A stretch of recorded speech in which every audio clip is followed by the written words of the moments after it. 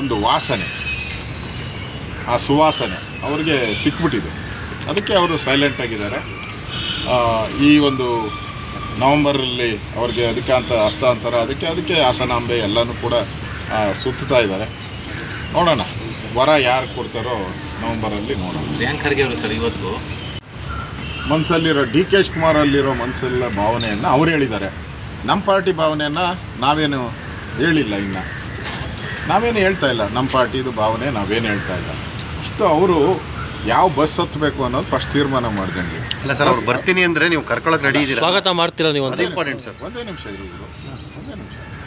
Please.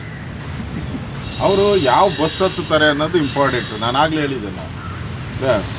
Bus ಹತ್ತಿದ ಮೇಲೆ ticket ಕೊಡೋದು ಬಿಡೋದು ಕಂಡಕ್ಟ್ರ್ ಕೆಲಸ, ಹತ್ತಿಸ್ಕೊಳೋದು ಡ್ರೈವರ್ ಕೆಲಸ. ಅದನ್ನು ಅವ್ರಿಗೆ ಬಿಡಿ. ಫಸ್ಟ್ ಅವರು ಯಾವ ಬಸ್ ಹತ್ತುತ್ತಾರೆ ಅನ್ನೋದನ್ನು ಫಸ್ಟು ಕನ್ಫರ್ಮ್ ಮಾಡಲಿ. ಬಸ್ ಹತ್ತಿದ ಮೇಲೆ ಟಿಕೆಟ್ ಕೊಡಬೇಕು, ಯಾವ ಟಿಕೆಟ್ ಕೊಡಬೇಕು, ಯಾವ ಊರಿಗೆ ಕೊಡಬೇಕು, ಫಸ್ಟ್ ಕ್ಲಾಸ್ ಟಿಕೆಟ್ ಕೊಡಬೇಕಾ ಇಲ್ಲ ಸೆಕೆಂಡ್ ಕ್ಲಾಸ್ ಟಿಕೆಟ್ ಕೊಡಬೇಕಾ, ಯಾವುದು ಕೊಡಬೇಕು ಅನ್ನೋ ತೀರ್ಮಾನವನ್ನು ನಾವು ಮಾಡ್ತೀವಿ. ಅಧಿವೇಶನ ನಡೀತಾ ಇತ್ತು, ಆರ್ ಅಶೋಕ್ ಅವ್ರಿಗೆ ಹೇಳಿದ್ದೀನಿ, ನನಗೆ ಫೋನ್ ಬಂದಿದ್ದೇನೆ ಅಂತ ನನ್ನ ಹೇಳಿದ್ದಾರೆ ಸರ್. ನನಗಂತೂ ಜ್ಞಾಪಕ ಇಲ್ಲ. ಅವರು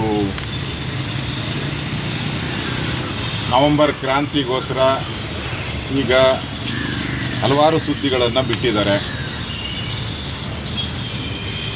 ಆ ಸುದ್ದಿ ನಿಜಾನ ಇದೆಯೋ ಸುಳ್ಳಿದೆಯೋ ನನಗಂತೂ ಗೊತ್ತಿಲ್ಲ. ಅಂದರೆ ಆಫರ್ ಬಂದಿದೆ ಅಂತ ಹೇಳಿದ್ರೆ ಇವರು ಆ ಲೈನಲ್ಲಿದ್ದಾರೆ ಅಂತ ಅರ್ಥ.